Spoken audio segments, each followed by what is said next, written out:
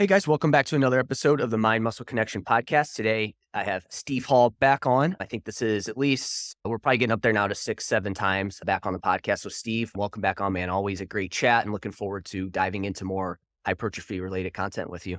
I appreciate it. I think we're not quite there yet. It's just a statistic that I've heard a few times recently. I think it's something along the lines of if you end up releasing more than 20 podcasts, you end up becoming in the top 1% of podcasters because so few podcasts go more than 20 episodes.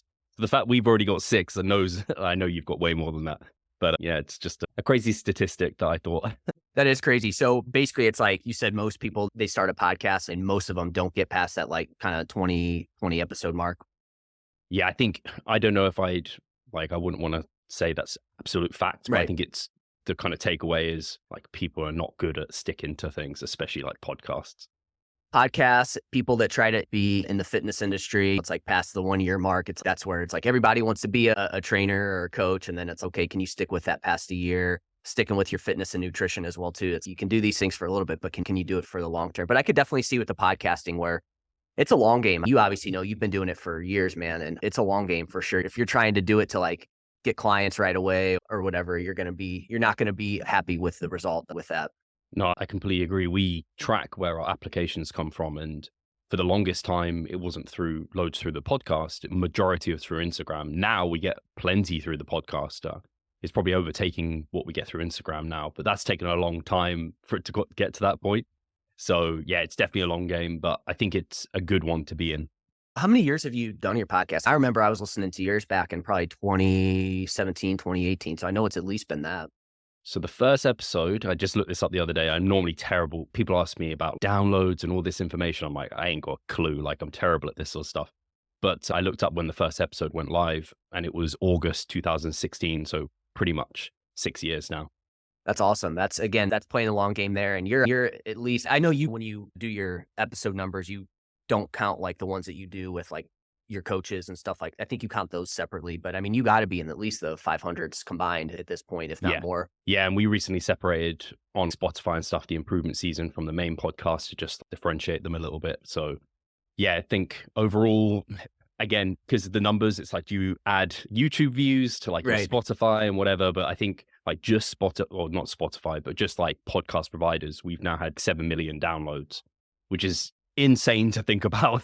We get like I think I said 6 years or 7 years. Anyway, we've almost got 1 million downloads a year or 90,000 downloads on average per month or something, which is just, I was hearing those statistics. I was like, really? That's mad.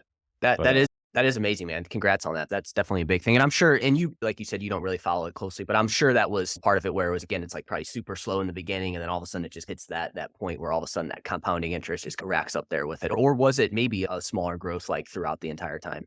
You said it right at the start that I don't know. I imagine it was somewhat like that, but I guess that's the opposite to how your physique progress goes. But I don't know if you're the same way with this, Jeff, but once you've been doing this for a long time, like bodybuilding, like you don't keep checking your progress. You just do the things that you know are going to lead to the outcome that you want and desire and focus on that. And that's literally what I've done with the podcast for the last years is just like focus on the process of get out quality episodes every week. And I know this is what I need for it to grow anyway. So why do I need to keep checking? There's probably some things just like your training and nutrition, you could check stuff to make sure it's going all right. But yeah, that's been the general philosophy there. Yep. Just put your head down and work and just make sure that you're, like you said, providing good content versus, hey, how many downloads am I getting? And again, same thing with, like you said, your training and nutrition. You don't want to worry about all the small little details instead of just, hey, I'm just putting the work in and just trusting that, hey, this is going to work and I'm going to stay consistent with it. One last question on your podcast. Who was your first guest?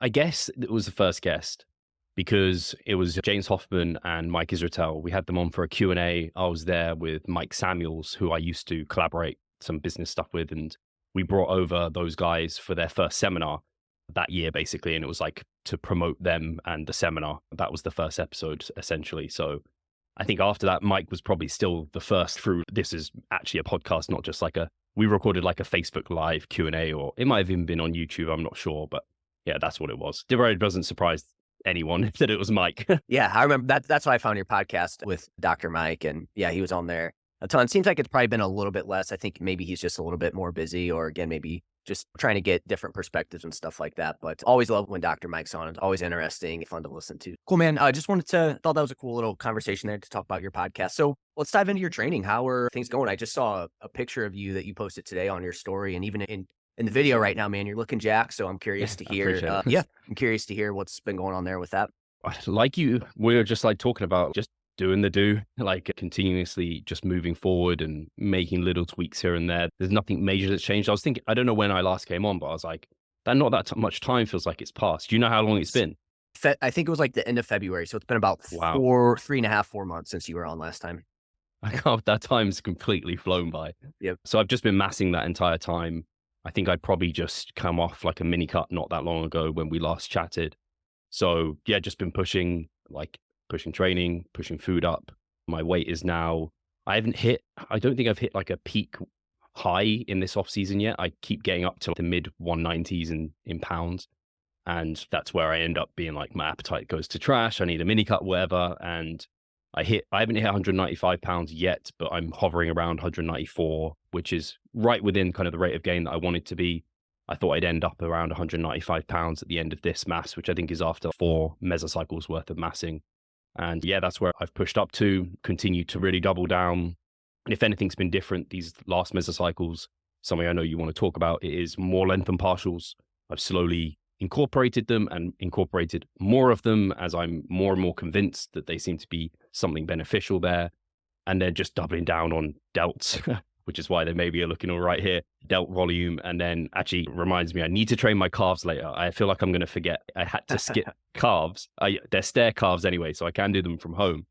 But I had to skip them because I had a call that I needed to rush home for the gym. Yeah, doubling down on carbs. And just as you, now and then, it's good just test yourself. And it will come out on the improvement season with myself and Pascal, where it almost sounds embarrassing to say it, but it's embarrassing in some ways for me. Like but it isn't.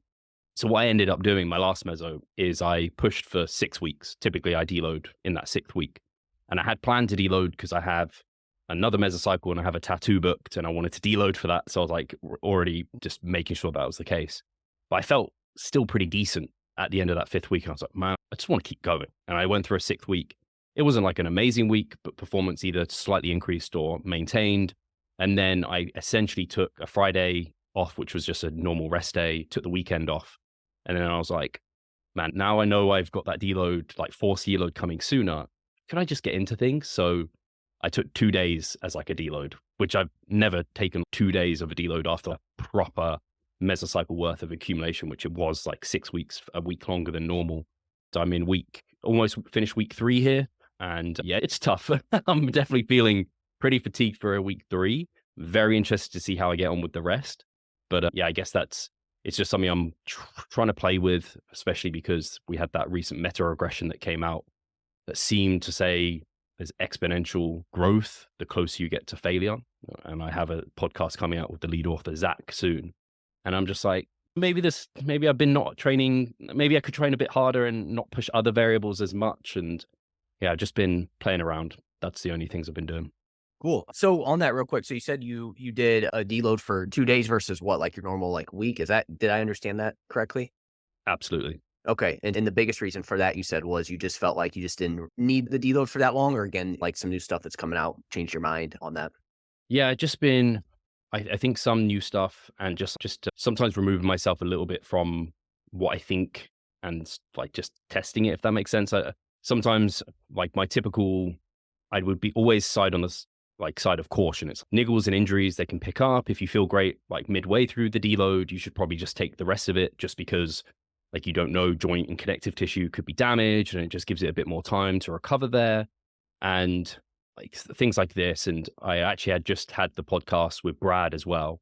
And he talked through the Deload study. And he obviously didn't tell me exactly what was going on there, but I was like, maybe there's something that Brad's not telling me here. And I thought it was like this sort of earn your deload, don't just take proactive deloads. And this was a reactive deload in a sense, like I pushed already for that 6th week. But I was just like, yeah, let's see if what people say is true about, okay, you need to take a break and have that full week deload to make sure that injuries and things don't crop up and to have that real resensitization to potentially and things like this. See if that's actually happening for you, because I think sometimes we follow, at least I can say this, will follow general kind of expert advice out there in the field. And sometimes their advice is not drawn from its iterations off studies and things like this. That's one of the only deload studies we've got at the moment. But how long have physique competitors and experts within this field been promoting like week-long deloads? A hell of a long time. And I think for good reason. I think they exist there for a good reason. But I just wanted to, see how I got on with just seeing how far I could push myself like into the dirt and see if it was worth it, or maybe I'd get injured and I'd just laugh my head off because it's told you so. We'll just see what happens there. Yeah. So basically you did that 6 weeks, you pushed it a little bit longer, a week longer, it sounds like. And then you also took a shorter deload, and now you're 3 weeks into the next training cycle at this point. Yeah, I did like double duty almost, like did a longer meso and I did a shorter deload. And then even within this mesocycle, like I mentioned, that meta regression that Zach published, I've started some things a little bit closer to failure, isolation-based movements, basically higher rep ranges. It just, as I kind of revisit the work with Martin Refalo and his practical advice on ours, and then talking to Zach there, it just made sense to me that kind of starting a little bit closer to failure might be the kind of ideal thing to do. And it's not like I've dramatically changed my principles on that. I still start, and I always advise clients, like it's almost the same in most of my mesocycles, is start your compound lifts at a 3 to 4 RAR. These are your big, heavy compound lifts. I think that's totally appropriate. Isolation lifts, higher rep ranges towards the end of your session, generally, they're normally 2 to 3.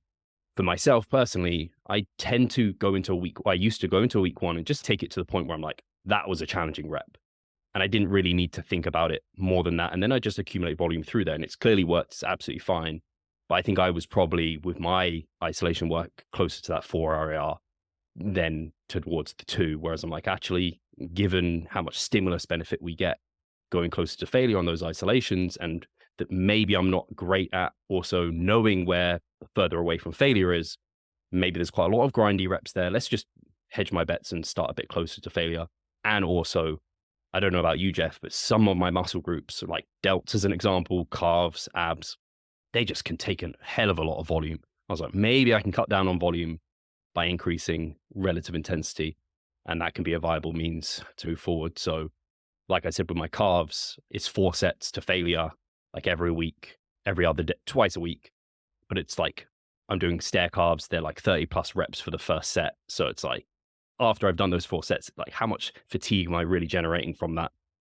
The most fatigue I'm going to get is if it's in my Achilles heel or something like it, or in my foot that's off, but my calves recover super quick. Systemically, there's nothing there. So yeah, just playing with those sort of things.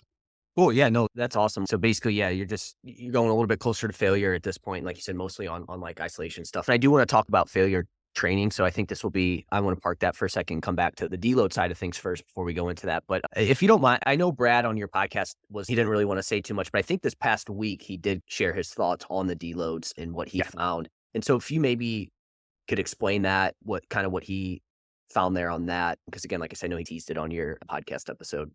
Yeah, for sure. So the cool thing is I'm going to get Max Coleman, again, the lead author, on my podcast next week. So I've read the paper, which is open access if people want to look at it. But basically they got people with at least a year training experience, I believe. I think the average is actually closer to 3 years for most people. And they had a group that did 9 weeks.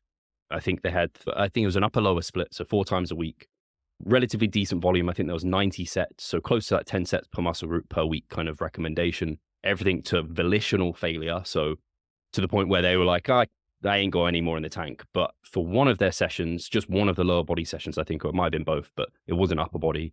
They had people in the kind of gym, like being like, fucking go harder. Make sure you really rinse yourself. So you don't know what they're doing for their upper body. Maybe they're leaving more in the tank there. But anyway, volitional failure and 90 sets. And they had one group doing 9 weeks. They just continued throughout. There was no kind of stops. And then the other group did, I believe, 4 weeks, took a week completely off, and then came back in and did 3 weeks.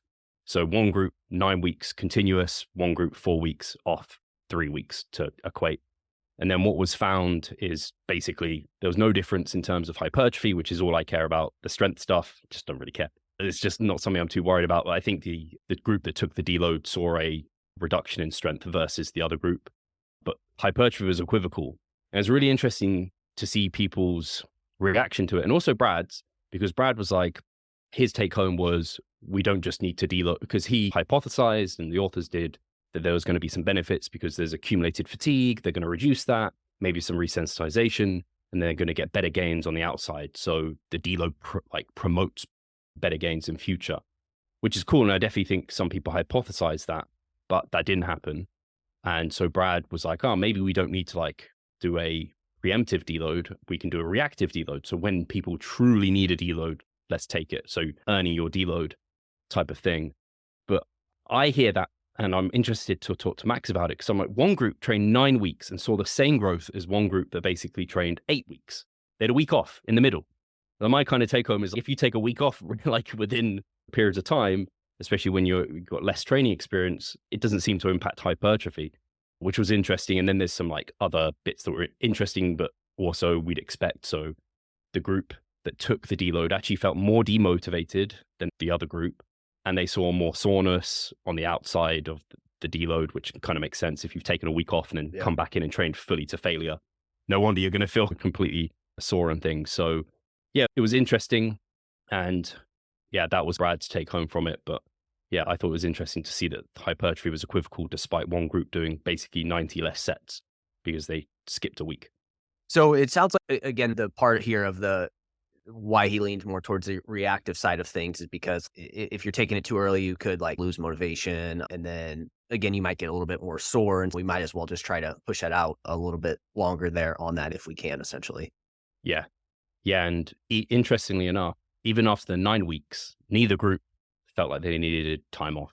The group that trained to failure for 9 weeks was just like, yeah, I could just roll into another week of hard training. Let's go. But I think their training age, the volitional failure might be a thing. And then 10 sets per muscle group per week is a reasonable amount of volume, especially to failure. It's not crazy volume though. At that point, then, do you think, is it still the same things that apply? I guess maybe what would be some signs that you do need to take that deload? Like, hey, you earned it. But then also you do, well, let's start with that first.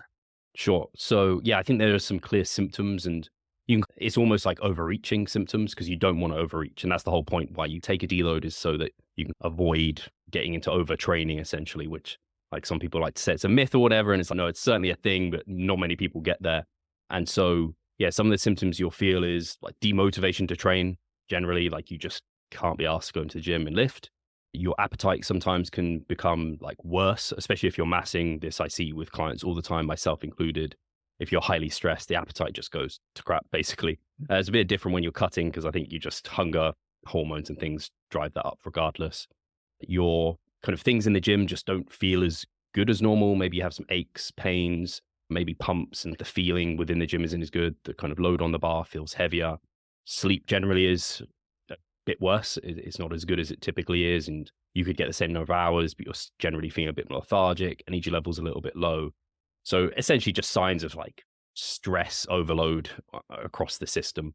And it's like, if those are things are happening and they're accompanied by a really hard week of training, to me, it's okay, you probably want to be deloading. So that's where I got, as in for me in that week 5, well, I did that week of training, but I didn't have those symptoms. And I do this with clients, especially when they're massing, because I think there's less benefit of taking another week of hard training when you're cutting, especially because the deload might not even be enough to reduce that fatigue. Maybe, I'm not sure. But yeah, I got to the end of that week and I was like, I don't feel these symptoms. And then I was like, could I beat last week's performance? Maybe in some places. I'm certainly able to at least repeat it. That's a good productive week of training. So I went for it again. And that's my take on, I have a week where I think someone will need to deload based off the accumulation through the mesocycle. But let's check that week leading into it. Do you actually need it? And then make the call based off that kind of subjective feedback. Do you think that we could still have a general time frame here of, okay, it's like if you get you're like 12 weeks into a training cycle and you still don't feel like you need a deload, do you think at that point it's okay, hey, you could probably push it a little bit more to reduce that? And on the flip side, if you're like 2 or 3 weeks into a training cycle and it's like, hey, I feel like I need a deload, okay, maybe you need to back off a little bit. Do you think those are still good proxies there on that?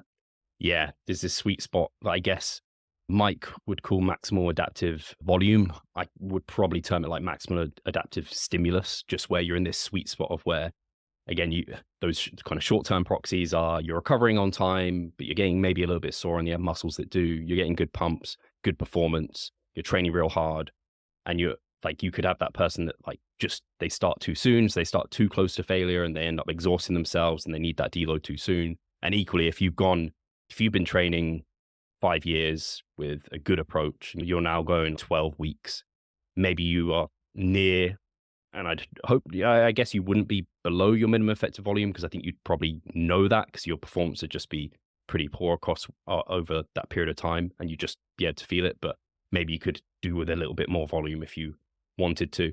And so that, yeah, you're in this middle zone between those 2 points. Yeah, just because I could see where like somebody could take this too far and then they like never feel like they need one. But I feel like if you go too far, you might want to see how you're training there and see if you could improve that intensity. One interesting thing here too is where I could see where maybe it's not like physiologically you need a deload necessarily, but like mentally, right? So I'm curious to hear your side of things on that now that you're the third weekend, like with doing it this way where you again you went further into your training cycle and you took a lower deload. From a mental side of things, how do you feel there? Because I feel like that's a big one as well too, that you might, if you're like you said, you're feeling like you're really beat up or not motivated, that could be a sign there, even though like maybe your body could go a little bit further. Yeah, I think this is so individual because you'll get those people where you have to be like, I know you did. They're like, oh yeah, I'm tired. I need a deload. But you know them and you're like, you don't. Let's go for another week. Come on, let's do this. Whereas you'll get the other people where, and this is probably most people I work with, where it's like they want to avoid the deload at all costs. You're like, yeah, you probably shouldn't keep going there. So it is a tricky one. And where I'm at, it's hard to say actually, because we recently, and this is why I'm like sweating. So I apologize to anyone who's watching this. I'm like slowly dripping with sweat because here we're not made for heat waves. And so it's been hot. And so my sleep hasn't been quite as good. And the heat tends to negatively impact my appetite. And so I've been feeling not great this week. I was really hoping it would pass. And it seems the last couple of days, my appetite's been a little bit better. I feel a bit better. I don't know if I've just adapted to the heat a little bit. So I'm hoping it passes. So I'm still like not sure, but I do think some people in the situation that I'm in psychologically, they might just tap out. I think it's similar to some people can't get to stage levels of condition because they just don't mentally have that next level of fortitude to just keep going. They just, and I think it probably is a skill that is a little bit trainable. I think Zach in his meta regression alluded to this, or at least when I spoke to him, he alluded to it, where you potentially can adapt to, people talk about training to failure or very close is very fatiguing. But maybe there's some adaptation that can take place where you just get used to it. So I do think, and I think I can speak for myself with like training and everything, like I'm better at pushing myself harder. And that then leads to me needing less as well. So it's just ever evolving. Yeah, yeah, super interesting stuff there on that. As far as the deloads go, again, it sounds like pushing more towards the reactive side of things versus having this preset 4 weeks. Because again, at that point, you could be missing out on a good amount of gains there if you're going more proactive with it versus reactive. But again, of trying to avoid those extremes as best as you can. And I'm sure too, like training's a big part of it, but also like you said, you get to that point of if you do have that mental fatigue and things going on outside, like improving those things, don't underestimate the importance of those for like recovery and allowing you to be able to do a little bit more as well too in that process.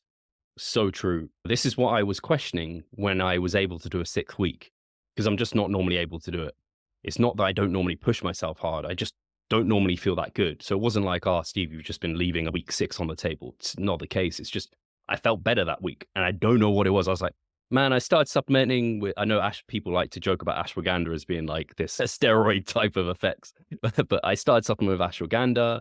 I don't know if my sleep just started to improve. I don't think it was that. And I can't pinpoint it on one thing, but I imagine it was like lifestyle stuff, stresses being low. And I try and stay on top of those as best I can normally, but maybe something just improved. And I'm sure you've seen it with clients, Jeff, where it's just everything just lands in their favor, where they just have so much lower stress. And you're like, they can just keep going and they just feel great. And you're like, that's why I think it's so important to base it off what's happening in real time versus anything else. Because again, like you could have a pre-planned deload in week 6, but what if you, like you said, like shit hits the fan in week 3? I've had this with clients. If you get sick, like there you go, deload. You got to take that. Don't just be an asshole.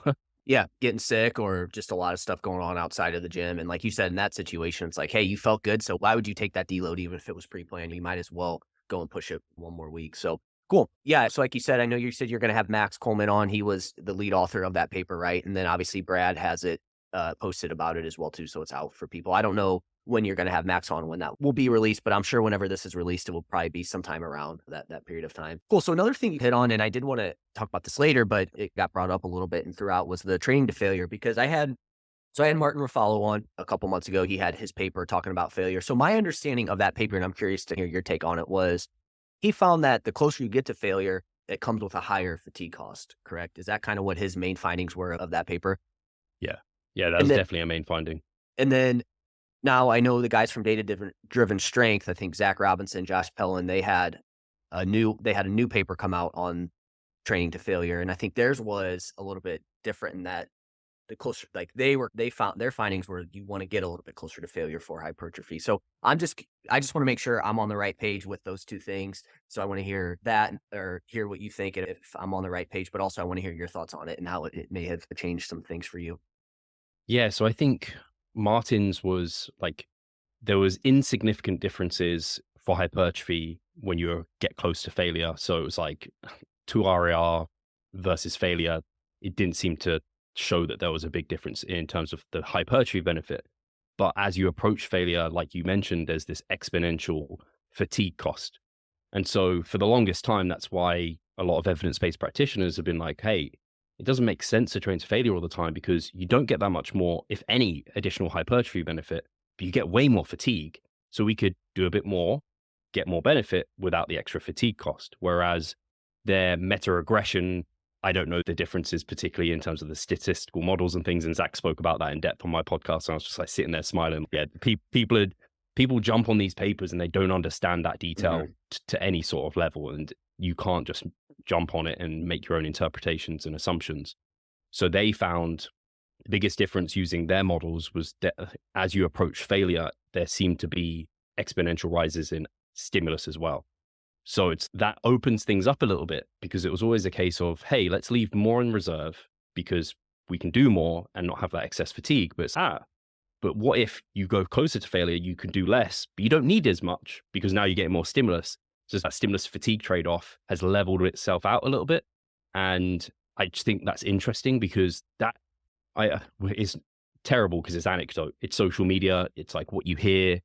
But I see so many bodybuilders on different ends of the spectrum getting great results. You can just bring it back to Arnold Schwarzenegger versus Mike Mensa, like low volume, high intensity versus like lower intensities, higher volumes. Both saw great results. Is it pick your poison?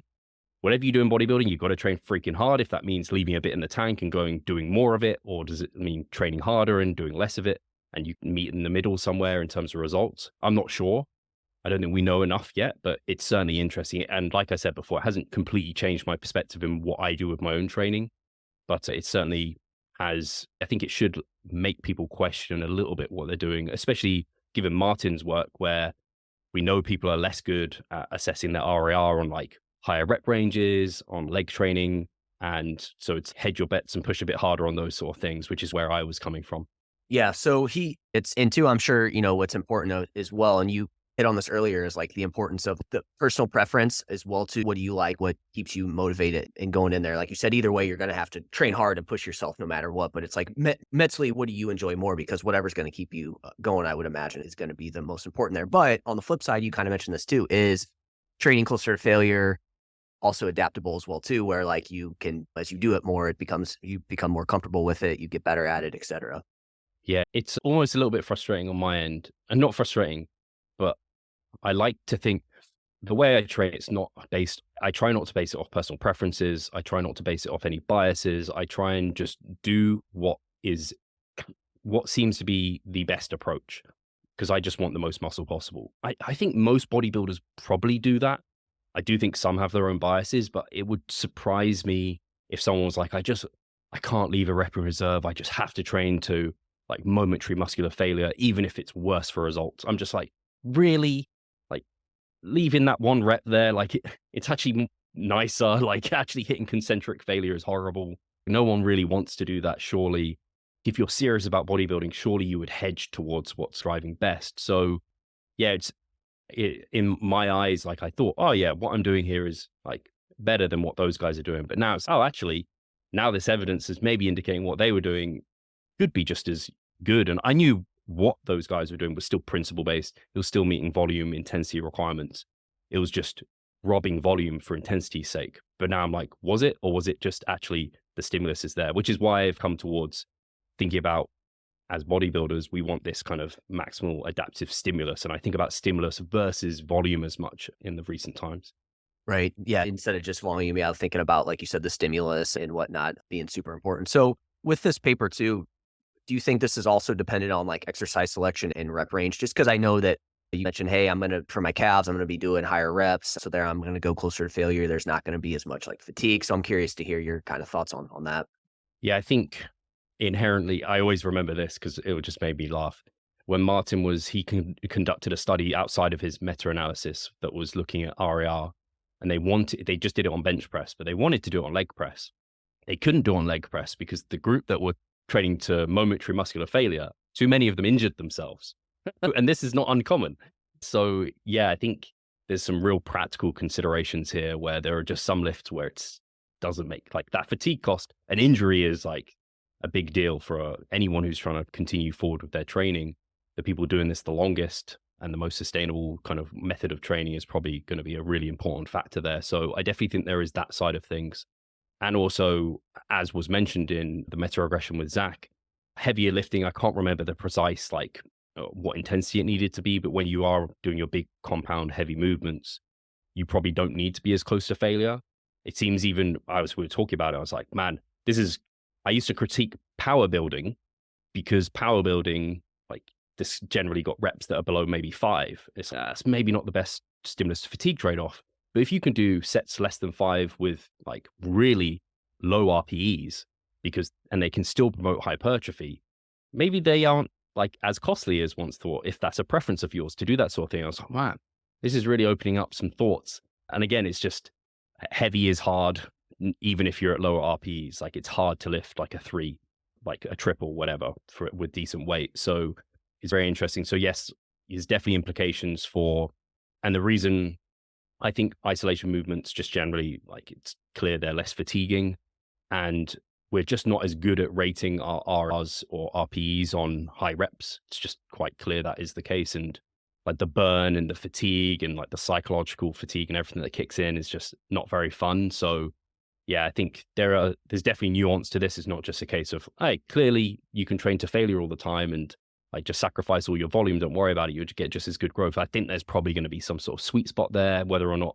And I don't think it's changed much from where people had it before. I think probably 2 reps in reserve for most things on average is where you want to be most of the time. And that probably is the sweet spot. How you go about achieving that, I think, is going to be different for different people. Right. Yeah. Again, I go back to what do you enjoy? Obviously, you want to if you're not seeing the results you want to see, you might need to change things up and get uncomfortable, but you also need to take into consideration what you enjoy. So I guess then that leads us to I know you've again hit on it throughout, but like in terms of your training, is there anything specific there? I know you said that maybe starting out, you've gone a little bit closer to failure, especially on isolation lists. Is there any other applications there with your training that's maybe altered it based off I this? don't think so. What I can say is starting the isolation lifts closer to fit. I'm so used to, I don't know if you've trained like this before, Jeff, but I'm very used to in my mesos to basically be able to make progress every week because an RAR drops.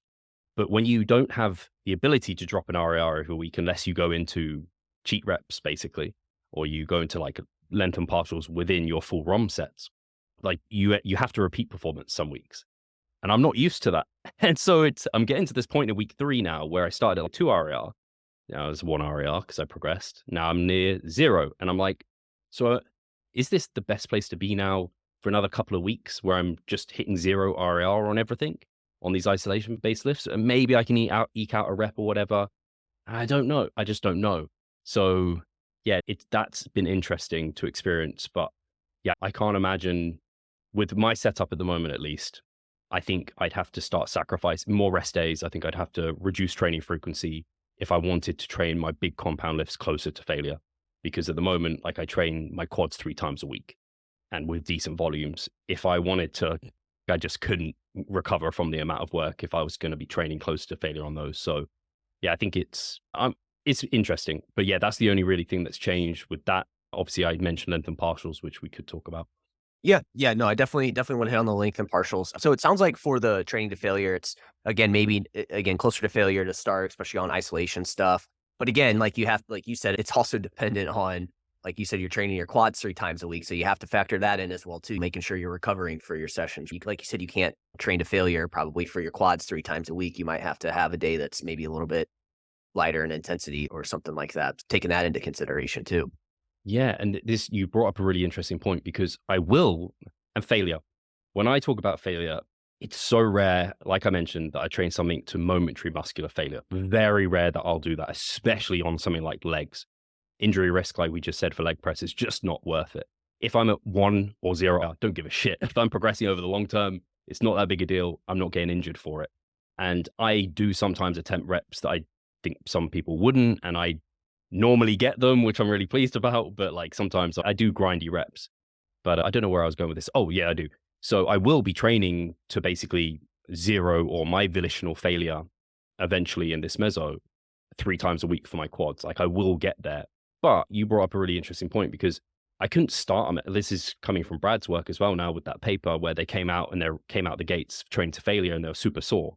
Whereas I'm starting at 3 or 4 RAR and I'm slowly progressing through my meso. So by the time I've got to this week where I'm taking everything to volitional failure, I'm very well adapted and accustomed to training hard. So I think there's even times at which and I like this from Mike Israetel, where he was like, when you come out of a deload, you are more sensitive to training. And so the stimulus to fatigue ratio could change over time as you're accumulating fatigue. So week 1, it might actually make sense for some things to be a bit further from failure because the fatigue costs, like those guys got really sore. Like you don't want to be super sore in week 1 because then you're not recovering as well and all the downstream effects. Yeah, it's interesting. And like I love nerding out on it, but I think it can lead people to get very confused quickly. Yeah.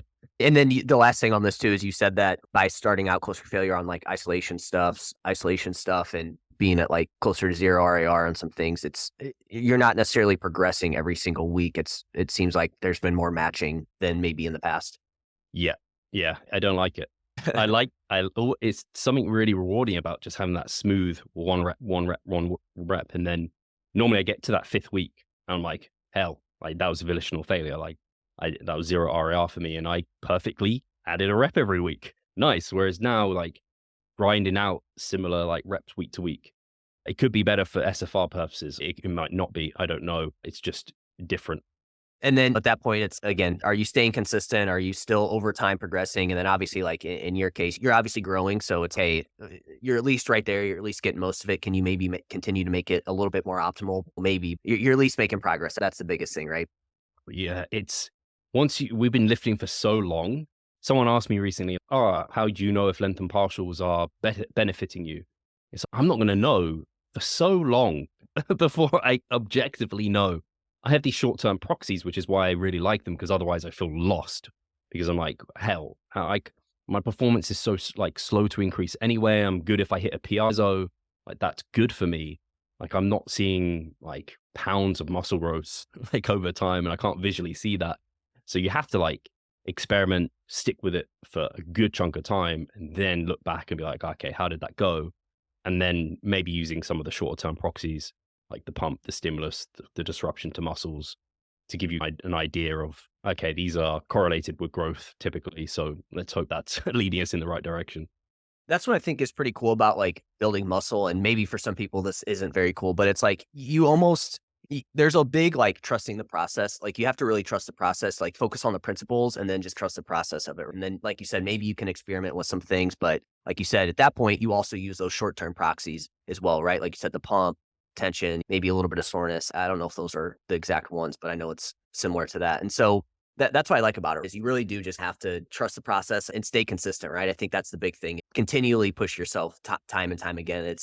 I think it teaches you a lot about how to improve and things, right? And then that obviously carries over, like you said, to the initial conversation, the podcast, right? Rather than stressing over these little things, it's, hey, I'm just going to put my head down, work, trust the principles, and just let, that work out in the long run and stay consistent.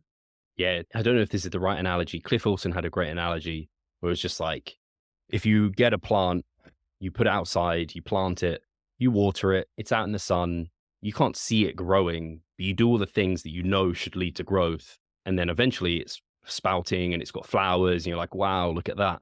And like, it's very much the same way. We're just like watering our plant. That is our physique, I think providing it the stimulus.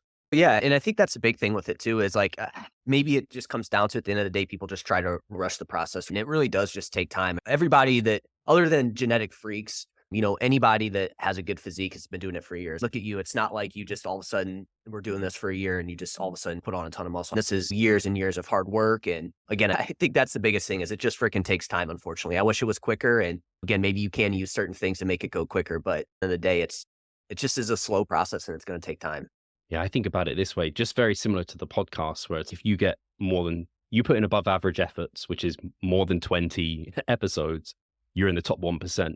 If you want an above average physique, just put in more time and effort than most people do, which isn't that much, you'll be above average very soon, which is why you see so many guys who, like I now have been doing it a decade and people will be like, oh, wow, you have good genetics. It's like, I don't think so. I think it's just I've been doing it way longer and harder than a lot of people end up doing because it's so slow as a natural bodybuilder for your average individual because so there's not much incentive to keep going past 5 years. You're like, ah, shit, am I actually improving? I don't know. And if you don't love the process or you get lost, like it's easy to just sack it off.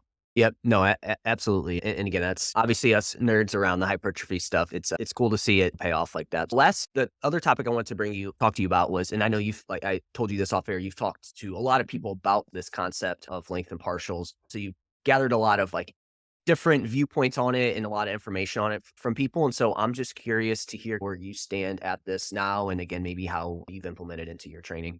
Yeah, for sure. I think it's been really interesting asking people because it's been people who very much up to date with the literature. And there's also people who are not so much keeping up to date with it. And they maybe don't even take much from the scientific literature sometimes. And so it's really interesting to see all their perspectives. And the overwhelming majority are like, yeah, there's definitely something to this, like length and range. Whether or not that means everyone's doing length and partials, I don't think so. I can see some people are more so like, I guess they're waiting for it to wash out a little bit. They're waiting for more evidence. Other people are much more like positive about it. So like Milo Wolf, I know Joe Jeffrey, they're two people I interviewed and they note that all their training is length and partials.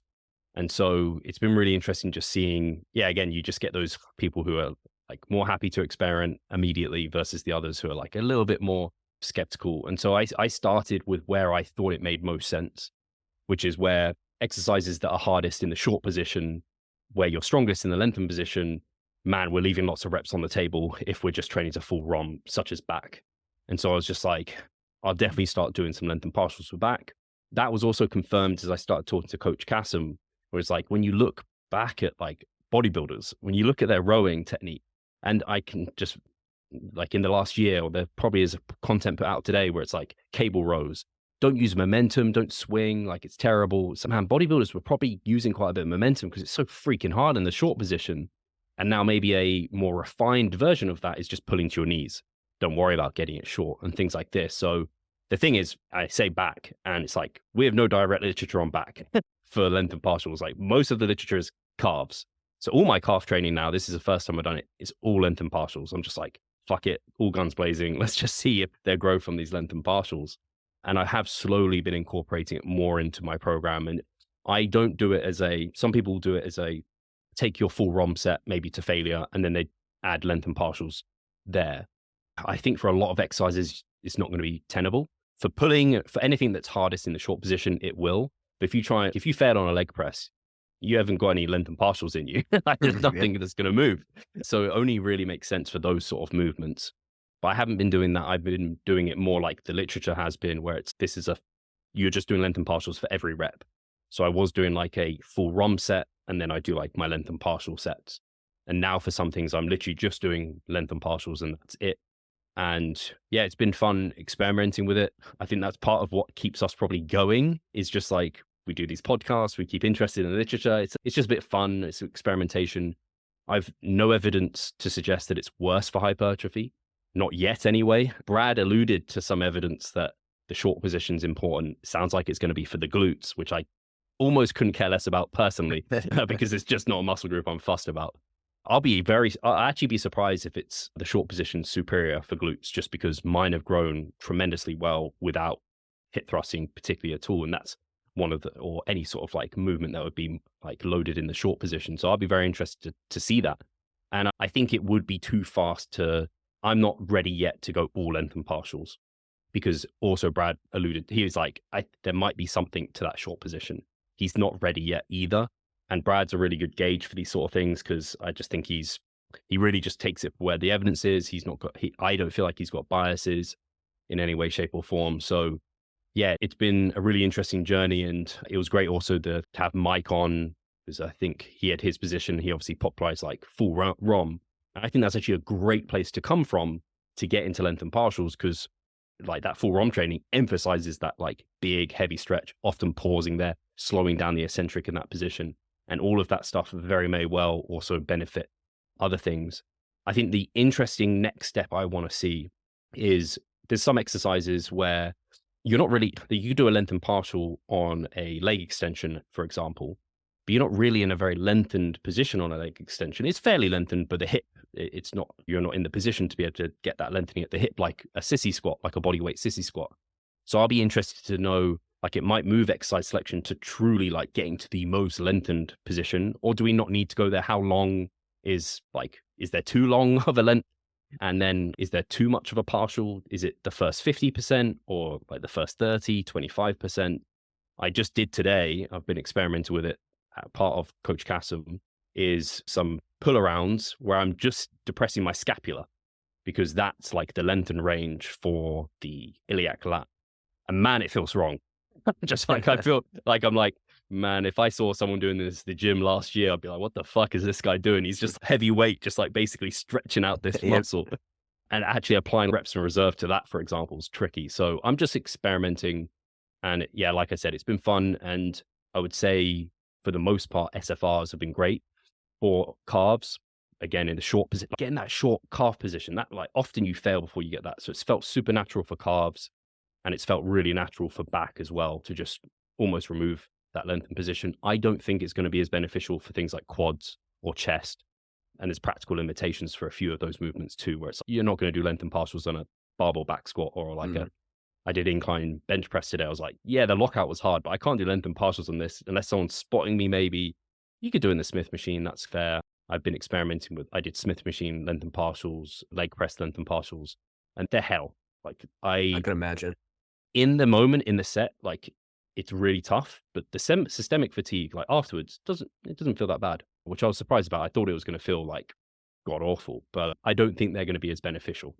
Yeah, and like you said, I like that you hit on like probably certain body parts are going to be a little bit more beneficial. Like you said, the back, especially. Again, like you said, there's no direct research on it, but it just logically it makes sense, right? If that the most beneficial part is also, if the hardest part's going to be at the bottom where it's less beneficial, it's like it makes sense to add some weight and whatnot for that. So the back makes sense. What about delts? I know that was one that you didn't hit on, and I know you're specifically working on your shoulders. Have you implemented in that, and have you noticed a difference there, or as best as you can? Yeah, so I this is where I can be bad sometimes, because I'm manipulating multiple things at once. So I can't say it's this, but obviously your life is variable, so you can't pin it down to one thing anyway. So I have started using more. I put length and partials for delt work, but I've also started using more, like I have a prime lateral raise machine, so I can make it hardest at the start. I have like cables, and so I'm doing cross body, so in front of my body, lateral raises, behind my body, lateral raises. And I'm doing dumbbell lateral raises once a week, but even with that movement, I'm trying to get it a little bit more lengthened in that position. And then I'm doing length and partials on that for the most part. And what I can say is, but one thing I've done as well is I've pushed more volume onto my delts than ever before. I always just felt similar to my biceps. I just do a couple of sets of my end of the session. I'll never really push volume that high. At most, maybe 5 sets. Whereas now, like I could get 20 plus sets on delts easy within the mesocycle at the moment. And I can say I've been getting on those short-term proxies, the best like stimulus, like pump disruption. But also I think visually, I'd be interested to compare like to 6 months ago to now. I feel like my delts are the biggest they've ever looked.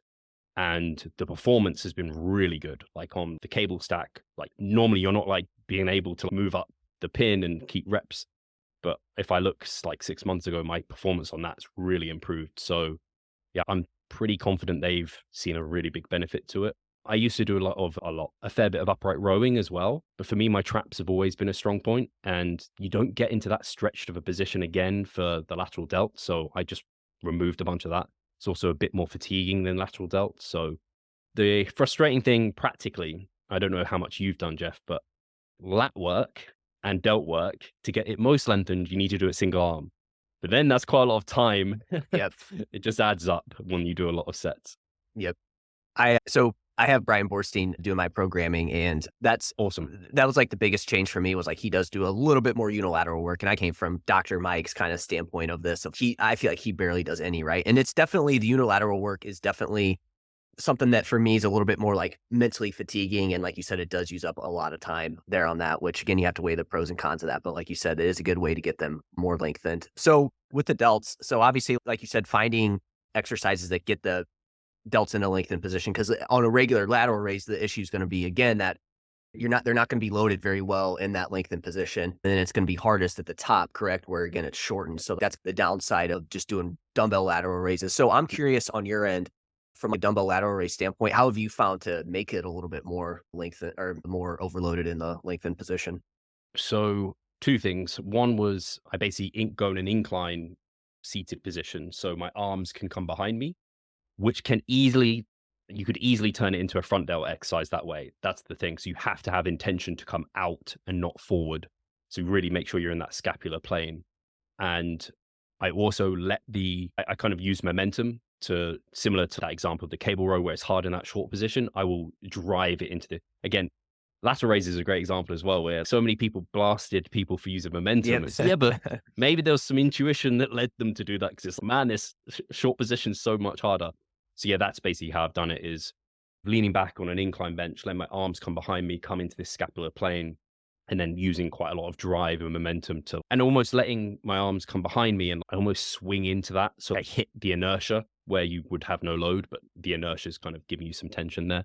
But I use this as, I might remove this movement because I was using it because I have delts back-to-back days. And I was like, I'll use a less overloaded in the lengthened position so that I don't get as much potential muscle damage, potentially soreness, not that I've had any delt soreness. So then the next day I'm fresh, but I might remove it just because I'm recovering just fine. But I do get decent pumps from that. It's just, again, like I said, it can quite easily become a bit front delt. And I don't think it's maybe quote unquote as optimal as some of these kind of cable movements you can use. Yeah.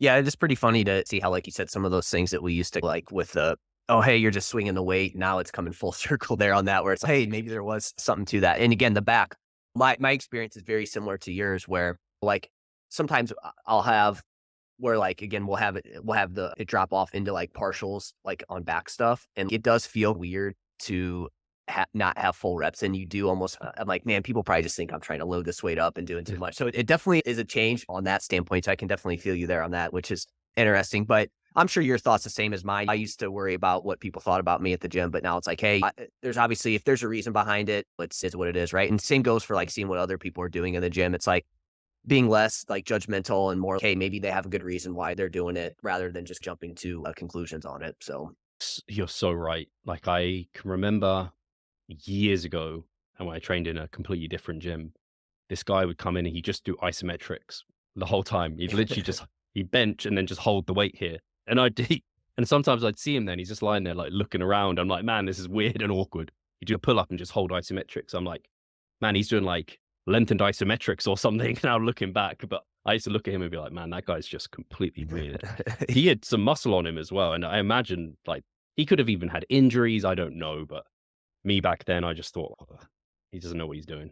And again, you know what? He probably was just in the gym consistently for years on end too. And that was one of the big things there. So just to sum up this length and partial stuff, I guess a few takeaways. It sounds your thought on it. Again, correct me if I'm wrong here on my thought. You think there's definitely a benefit of it for sure to incorporate it. Maybe you don't necessarily want to go 100% in on it on everything, right? Like still probably have some short training in there at some point. And probably a safe bet is still to have a full range of motion most of the time. But again, maybe you experiment on things like delts, back, stuff like that. So that's the main takeaways now. And then for like future things that you're curious on, it was, again, maybe muscle group dependent on that, like in terms of if it's going to work for all the muscle groups. what exactly part of the range of motion is the most important? Is it 60 to 70? Is it the initial 30%? I think those were the kind of the big takeaways. Did I miss anything on that? No, I think you absolutely nailed it. That's exactly where I'm at with it right now. And the only thing I would say, I always try and remind people of this because we get really excited by it because it is exciting. But I don't think it's not night and day. Like even in the kind of Milo said that in his meta analysis, where he's just like, it's not like like you get way more gains from these Yeah. length and partials. In some instances, there's considerably more gains, but again, for well-trained lifters who have been doing full ROM, I'd be surprised by it. I'm encouraged by the Warnocky studies. I can't remember what it was, but they saw double the growth or something of full ROM. So I was just like, hey, shit, like maybe I can get some actual carbs going on. But I think if you're doing full ROM for a long time, the benefits are going to be lesser. But I think if you've been doing full ROM for a long time, for some of these muscles like back, it's going to be, and ones where it's real hard in that short position, there's probably something to be made. Yeah, I like that. If you've been doing full ROM, you're probably most of the way there. Maybe you can make your training a little bit more optimal. But again, even with the calves, as you were saying that, it made sense too, where how doing the stretch position can be important because I think that's another lift that people probably skip out on that lengthened position. That's just they're just bouncing up and down super quick and they never get that deep stretch at the bottom. So again, by getting that stretch, it's, oh, damn, all right, this is definitely, you're putting your calf under a position it hasn't really been in before. Yeah, that's one of the ones where I don't look back and think, hey, maybe they're onto something. Bouncing Yeah. off your, just loading up the Smith machine, like bouncing off your calf tendons. That was never good. Cool. I guess before I let you go, as far as your training goes, where's that going to be headed in the next little bit? Any fat loss phase coming up, prep, anything like that? Yes, I'm a bit apprehensive about it. I think it, like any bodybuilder is, because it's, man, I just need to keep investing in this physique to really make some changes. But I'm also excited because it has been a good amount of time since I stepped off stage and have been just pushing body weight up and some mini cuts. But at the end of this mass, I basically had planned a 10-week cut. And in 10 weeks, I will get very lean and I will be, I don't know, 5-10 pounds above stage weight at this point, at that point. So I'll be lean enough to identify if I'm wanting to take it to stage. I won't then continue dieting. I'll then go back into massing, but that will give me my kind of, I'll then no longer be pushing up to new heights in mass. I'll be bringing my weight down slowly to start prep for 2024. So I'm looking at competing next year, all things running how I hope they do. Awesome. So it sounds like for you, you're going to run a fat loss phase here, a cut, get lean, see where you're at. And then at that point, you're going to decide, hey, maybe I take a little bit longer in a massing phase or determine if you're going to go do that next part of prep where you get like super shredded at that point. Yeah, I'll have a little bit of time to recover from that diet and like maybe, I don't know, keep prioritizing the areas I need to. I doubt I'll Yeah. learn anything new that I need to prioritize from getting that lean and then take prep. Or like you said, if I might diet down 10 weeks, show Pascal my photos and he'll be like, Steve, you look like shit. And I'll be like, okay, I'm going to take another 5 years. I'm going to take 2 years off again and see where we're at. But I have a feeling there's going to be some cool stuff going on. But yeah, sometimes it's hard to let go of just continuing the off season, but I know how much I get from prep and how much Yeah. that lights a fire up my ass as well. Yeah, no, absolutely. They're both super important there. And real quick, just to get context, when was the last time you did a show when you got super lean? 2021. So November was the end of prep for Okay. 2021. So we're looking at what, about a year and a half ago, essentially, then that you've been gaining. Cool. Awesome, I Steve. normally leave it longer, but Yeah. like I said, I enjoyed it a lot. And I'm later in my career now. I'm becoming an old man. And you obviously want to continue to show off your hard work. And there's probably not any benefit to pushing a massing phase for too long either. Obviously, you don't want it to be super short, but also if you don't want it to go super, super long either, where you start gaining extra body fat and stuff like that. So, Yeah, I think it's the amount of time I will have had off, 2 years, is the shortest I'd ever want to have off, but it's still enough to have made some significant progress. yeah, better than doing it every 3 months or every year or something like that. Cool. Obviously, that's training. Before I let you go, last question. Anything coming up on your end that you want to lead the audience to? So, if anyone is in and around London or want to travel this way in September this year, you have an exclusive opportunity to be able to train with myself, Pascal. We've got Jared Feather, Nick Shaw, and Mike Israetel coming over from Renaissance Periodization.